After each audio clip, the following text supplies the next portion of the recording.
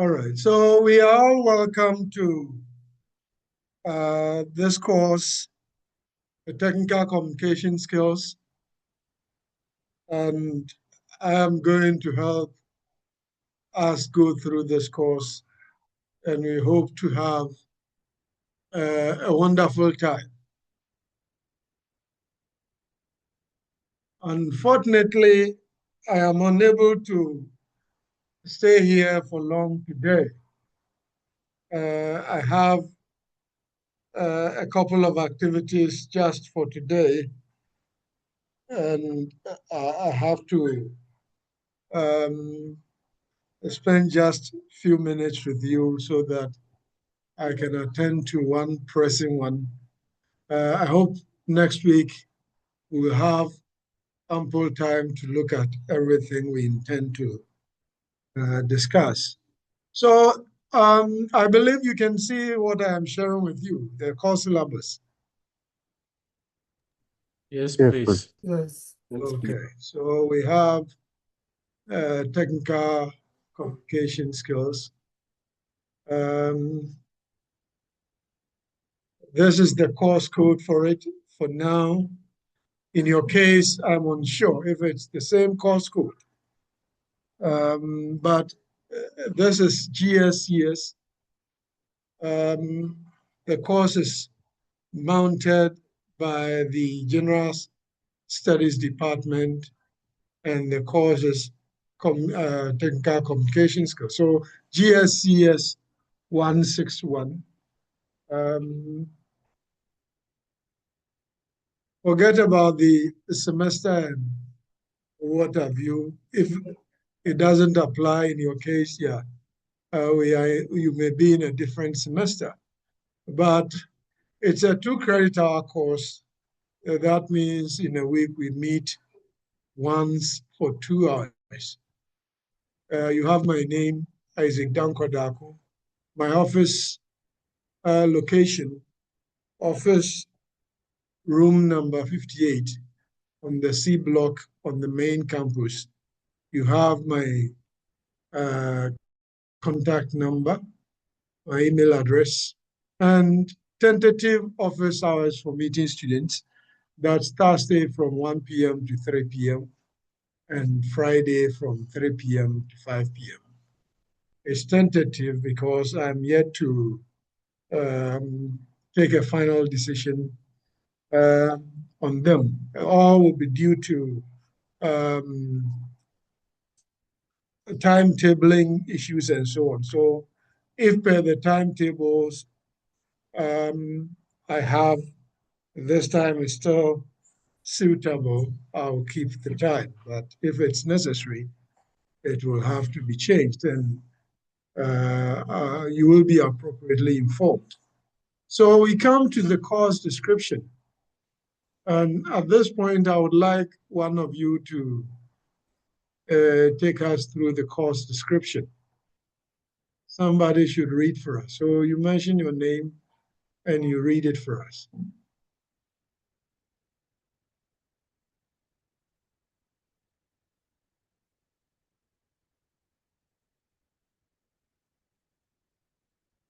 Hello, sir. Hello, you may go Yes, ahead. sir. Please, I would like to read it. My name is Emmanuel Baja. All right, go ahead, Emmanuel. Technical communication skills is designed to enhance students' proficiency in a wide range of communication forms used in academic, professional, and community environments. The course equips learners with essential competencies that support effective interaction, including presentation skills, analytical and diagnostic reasoning, personal communication, and proper referencing techniques. Through guided activities and practical tasks, students develop the ability to communicate clearly, accurately, and purposefully. These skills are foundational to students' academic success and serve as critical tools for their future professional roles. All right. So for students' academic success, there are some critical tools that are needed. One of them has to do with communication. So in technical communication, we are looking at the various forms of communication and what will help students to be proficient in such forms of communication, which will help students to excel in the academic, professional, and community environments. So in the course, students are required to go through activities which will help them develop presentation skills, specifically analytical and diagnostic reasoning, interpersonal communication, and proper referencing techniques, especially if you're writing academic text.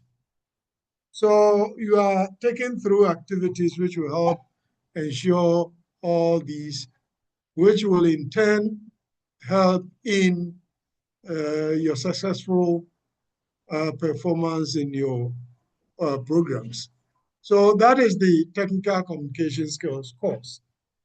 Now we come to the course objectives. I would like you to continue to read for us.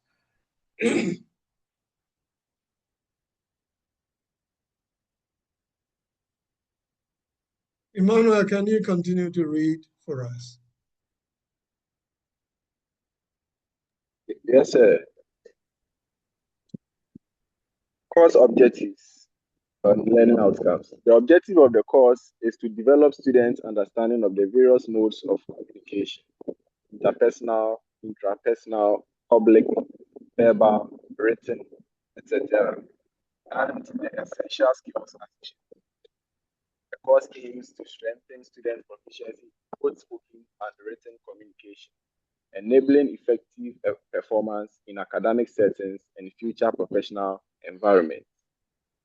By the end of the course, students should be able to: 1.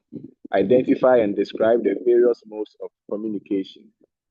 2. Demonstrate awareness of effective reading skills. 3. Identify paragraph parts, types, and patterns. 4. Write various types of paragraphs, single methods, and patterns. 5. Write essays, academic, non-academic. 6. Demonstrate knowledge and skills of ensuring credibility in writing. 7. Demonstrate knowledge on referencing and plagiarism. 8. Indicate awareness of presentation skills.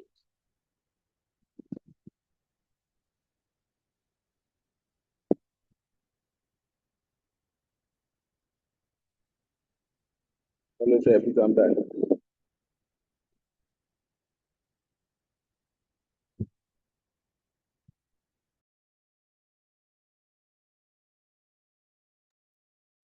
Hello, can you hear me? Yes, sir. We can hear you now. All right. So in terms of the course objectives and learning outcomes, what I am saying is that we are dealing with communication and we have various forms or modes of communication. These modes of communication require certain essential skills. So it is the objective of the course to help students develop those skills that are essential to these modes of communication. We're looking at interpersonal communication, intrapersonal, public, verbal, written, and so on modes of communication. And each mode requires certain essential skills. So it's our objective to help students develop these skills so that they can communicate in whichever mode they find necessary, right? So the course strengthens students' proficiency in both spoken and written communication, which enables better performance in academic settings and in future when they complete school and go to the field of work.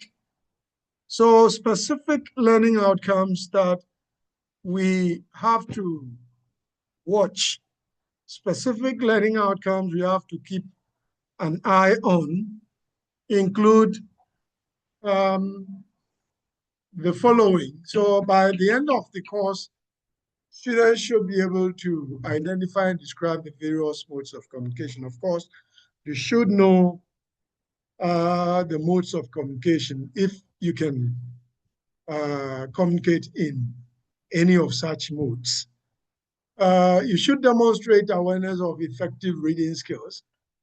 Reading is very important in terms of communication because somebody may write, and once someone writes, it means another person should read, right? Apart from that which is the basic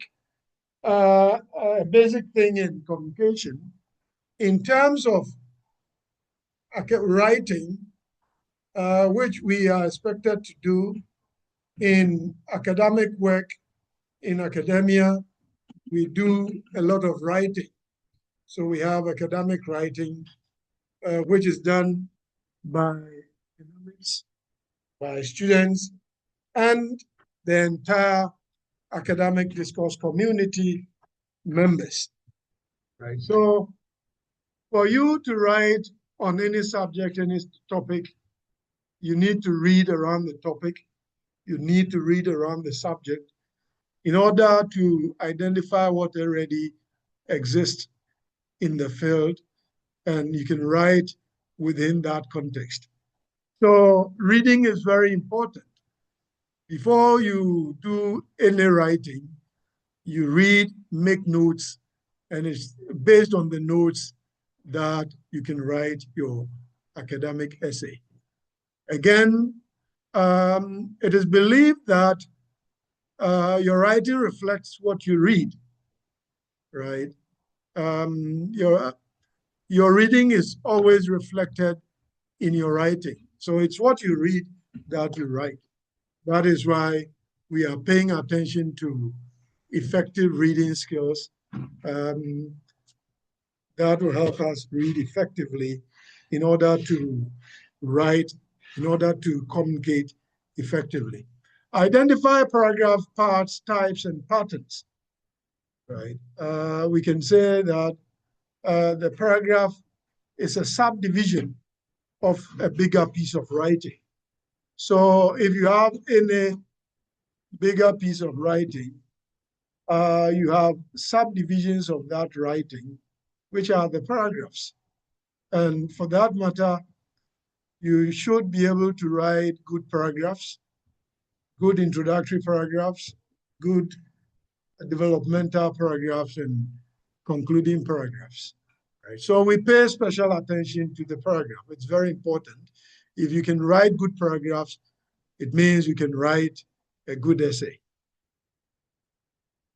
Write various types of paragraphs using different methods and patterns, still on paragraphs. So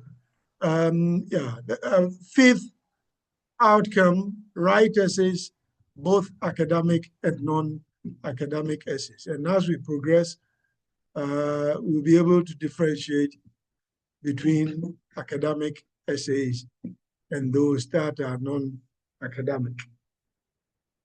Demonstrate knowledge and skills of ensuring credibility in writing. Apart from being able to write good paragraphs to put together, to have a good essay, in terms of academic writing, there are certain principles, and one of them is that you write from multiple sources. Academic writing is multi-voiced. It means you cannot base on just one source to write your academic essay. And in writing from multiple sources, you incorporate evidence from those sources in your work. And the evidence is used to substantiate, to authenticate, to support, or to argue out the claims you are making in your writing. And based on such sources and the evidence you provide, your work becomes credible, right? So basically, credibility deals with how your readers consider your work. So to have credibility in your work, it means you give your readers, your audience, the cause to believe, to accept, to trust what you are saying in your piece of writing, right? So if you say something and you can support it with an idea of an authority in the field, it makes the work credible. In doing so, in incorporating others' ideas in your work, there are basically three methods that we use. We use summarizing, paraphrasing, and quoting. So we will look at how we can use summarizing, paraphrasing, and quoting in order to incorporate others' ideas in our writing, and for that matter, to ensure credibility. So in demonstrate knowledge on referencing and plagiarism, once you are incorporating others' ideas in your work, it is required, it is the ethics of academic writing to acknowledge, to cite the sources of your information. And that is what we consider under referencing. So if you reference, but you don't reference appropriately, or if you incorporate others' ideas in your work, but you fail to give reference, or if you are unable to give reference appropriately, that leads to plagiarism. It's considered as academic theft, and it has dire consequences. So we'll look at how to give reference in the text and at the end of the text, and how to do that appropriately so that we can avoid plagiarism, academic theft. 8, indicate awareness of presentation skills. One of the means by which academics, not just academics, in most formal situations, communication goes on. One of the ways in which communication is carried out is by giving presentations. And in academic communities, we give academic presentations. So it will be appropriate to be familiar with the skills, to develop the skills, to have the knowledge on how to prepare academic presentations and deliver them appropriately. So as we go through the course, from time to time, you may pause to check if you have achieved these learning outcomes. I must say that every topic we look at is supposed to contribute to your achievement of one or more of these learning outcomes. So be on the lookout to check if you are able to achieve these learning outcomes. Course requirements and policies. Students are expected to have registered for the course for both face-to-face and online sessions. Attend all lectures, sign for attendance, and participate in all class activities. So if the situation is such that you have to sign to indicate your attendance, you have to do so. That's mostly face-to-face lectures, right? teaching and learning methods. So a blend of face-to-face and online.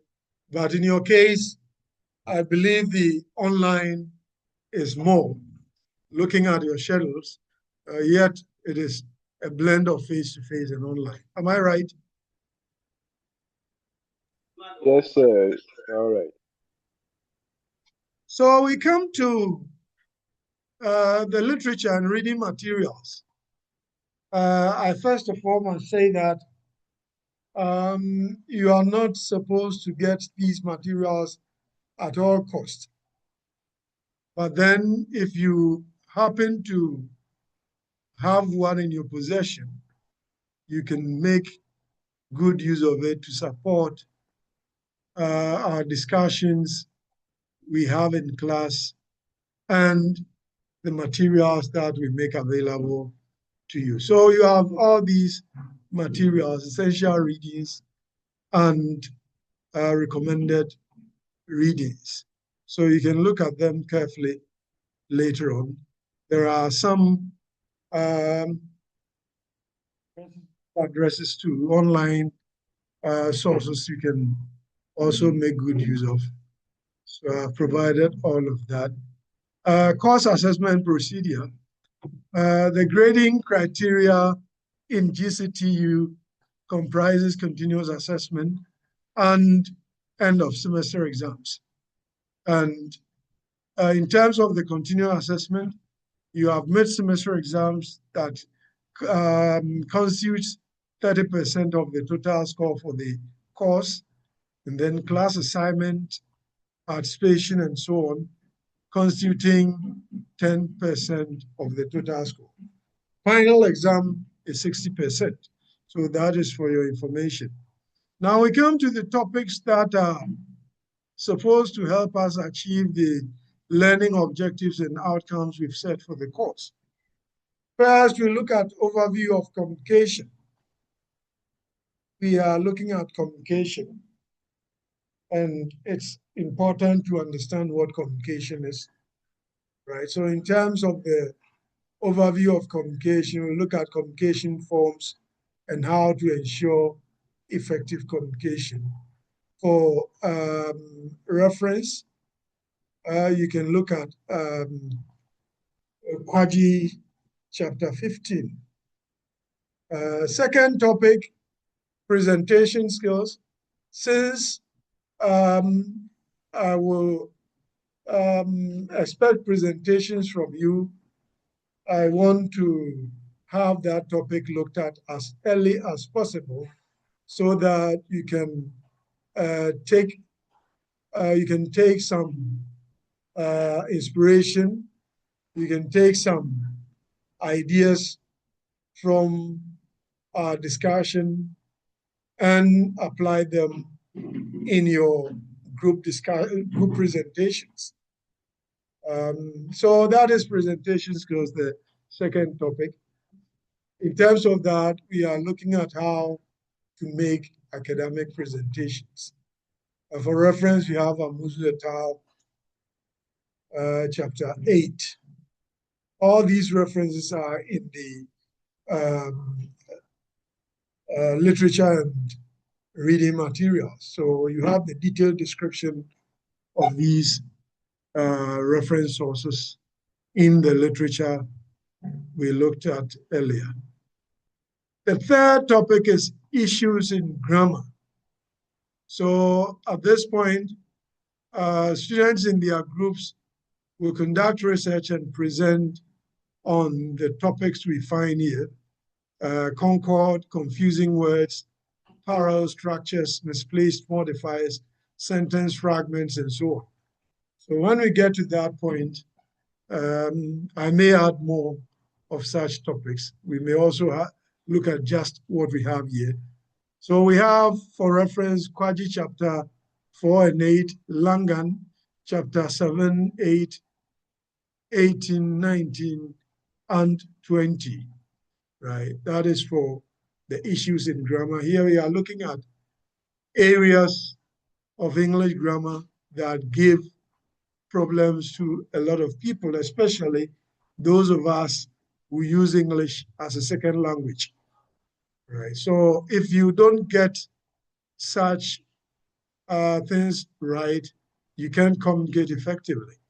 For instance, if you have a misplaced modifier in your sentence, the sentence will be absurd. It cannot make meaning. And for that matter, it cannot ensure effective communication. Topic 4, reading effectiveness. I think I have already established the importance of reading in communication, the importance of reading to writing. And for that matter, you should have the right techniques for effective reading. So we consider skimming, scanning, intensive reading, extensive reading. Of course, intensive reading is the same as critical, close, or study reading. Then we consider reading problems or difficulties and how to deal with them. So you can look at Kwaji chapter 12 in terms of that. So I consider all of that as preparation for really what we want to do. So looking at what communication is, you understand communication, you understand some principles that you can apply. Looking at presentation skills, you know how to give presentations as one of the ways of communication. Issues in grammar will polish your language, will cross the T's and dot the I's in terms of your language issues, right? In fact, in terms of academic writing, apart from citing sources, incorporating ideas from other sources as evidence to support your claims, the amount of errors in your writing also determine how credible your work could be. So if you have grammar issues, language issues, it will also affect the credibility of your writing. So we don't joke with language issues at all when it comes to writing and communication. Topic 5, we zoom into the building blocks of writing, of essay. Initially said the paragraph is a subdivision of a bigger piece of writing. So usually when you're writing any bigger piece, we look at the paragraphs. So we pay special attention to the paragraph. So topic 5, the paragraph as a subdivision of an essay. In terms of that, we look at paragraph identification. What is a paragraph? We consider the components, the constituents or elements of a paragraph and the principles of paragraphing. There are certain principles that should be followed if you want to write good paragraphs. So in terms of that, our reference is Wk1 chapter 3, Kwaji chapter 13. Topic 6, essay parts. So taking our discussion on paragraphing to another level, essay parts or essay structure, we have introduction, we have development of body, and then we have conclusion. So we dedicate the 6th week or the 6th lesson to the introduction and conclusion of essays. Then the 7th, we look at the body or developmental paragraphs, right? So introduction, your reference, introduction and conclusion, your references are Oshima, your reference is Oshima and Hogue, chapter 9. Then for the developmental or body paragraph, your reference is Kwaji, chapter 13.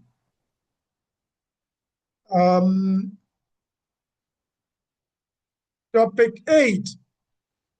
So after having gone through paragraph writing and showing the ability to write good introduction, good body paragraphs, good conclusion, it means you put them together, you have an essay. So we are left with the academic writing requirement of our essays, where we should ensure credibility by incorporating others' views, others' ideas in the writing. And in terms of that, we are looking at quoting, how to quote in order to incorporate others' ideas in your work and ensure credibility. Summarizing, how to summarize appropriately, and then paraphrasing. So in terms of those techniques, we are looking at Amuzu et al., Chapter 3, Bailey, Unit 1.7 and 1.8. We know that having incorporated others' ideas in your work, you have to cite those people whose ideas have been incorporated in your work. You have to acknowledge them. And that has to do with documentation and referencing. So in terms of documentation and referencing, the 9th topic, we consider referencing styles. We can talk about the APA style, the MLA style, the Harvard style, and so on and so forth, right? So we look at referencing styles. We look at how to write a bibliography and how to avoid plagiarism. You can look at Nukwi and Peace, Unit 1 and 2, Kwaji, Chapter 14. Then 10, we veer into academic writing. So we look at the writing types or models, academic writing types or models. So the various models of writing, as far as academic writing is concerned. You can have reports, you can have essays, scientific reports, and so on and so forth. So if you look at Bailey Unit 1.1 and Unit 4, you have a lot of information on some of these models of writing. Topic 11, I have titled it Miscellaneous Writing. So apart from using our ability to write good paragraphs, to write and include evidence, include sources in our work, we can also use such skills to write all manner of text or essays. We can write all forms of writing, including letters, that is formal or official letters, article and rejoinder, report and memorandum, petition and resolution, and so on and so forth. So if we have time, students in their groups will conduct research and present on such topics. That will be for the last topic. Right? So this is your course syllabus. And if you have any questions, you may ask.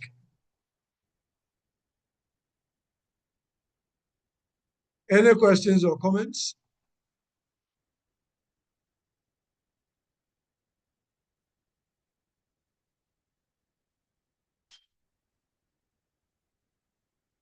Hello? Hello, Dos. Any questions or comments? Okay, Doug, one thing that I would say in the beginning, the course code that was on your slide was different from the one that we have on the Okay. LMS and also, yes, Okay, sure. so you have to send it to me so that I can tailor it to yours, right? All right. I'm teaching technical communication skills to different groups of students. So that's how come you have a different course code. And I'm unsure of your semester. Are you in the first semester or second semester? First semester.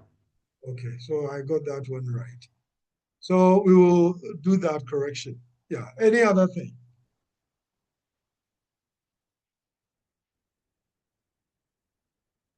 So may I know the course code you have?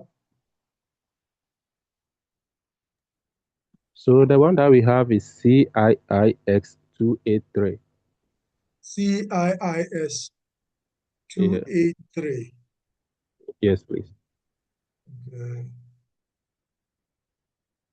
Okay. So I don't know if it stands for Center for um, whatever education or whatever. If it's not coming from uh, your program, then okay, I'll find out. No problem. We'll see what we can do. Right. Well noted. All right. Any other thing? Any other questions or comments?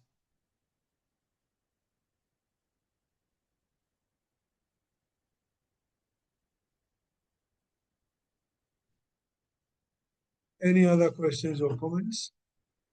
And also, so with the reading materials, Mhm, the essential reading materials, when we go to the library mhm. offsite, this thing, can we find them? I am unsure if you can find them in our library, but you can check online, right? Yeah. But you can find some of them. So you check in our library, but online too, you can, yeah, some of them are available. And if you have access, it is simple, right? Yeah. Yeah, thank But you. but as I said, you don't need to get them at all cost because I provide a lot of materials. And if you pay attention in class, you follow, you attend lectures, you follow, yeah, you can do some reading online to support what we discuss and you will be fine. All right, thank you. Okay. Any other thing?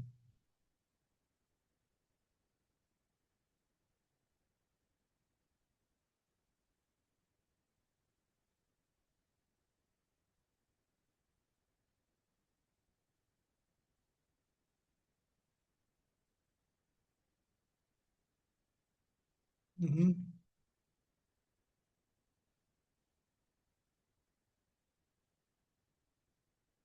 All right. If we don't have any questions or comments, then I would like to end the meeting here. It's unfortunate I have to end it here.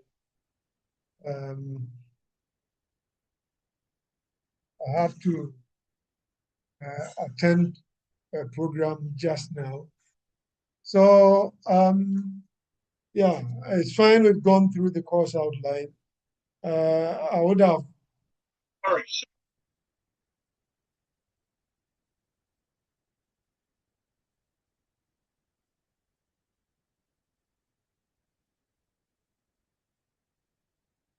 All right.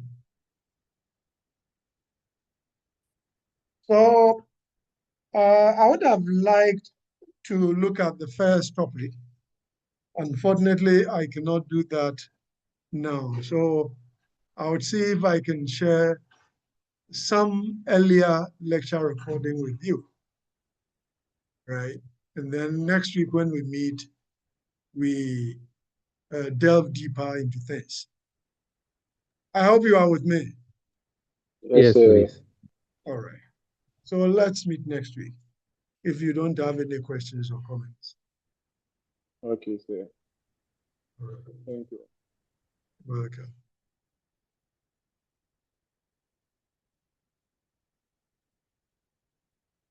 So, course rep, I am sharing something with you on WhatsApp right now, right? A recording, not exactly the same as what we had today, but it will help you in terms of the first lecture, right? At least. So I am sharing that with you on WhatsApp, right? All right. All right. So let's meet next week. Goodbye. Right. Course rep. Please, Theodora is the course rep. See how you are erecting. Course rep, Papa B.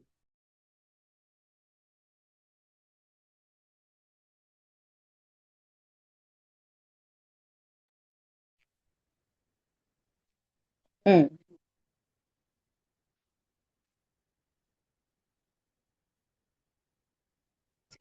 Theodora, is this your real face?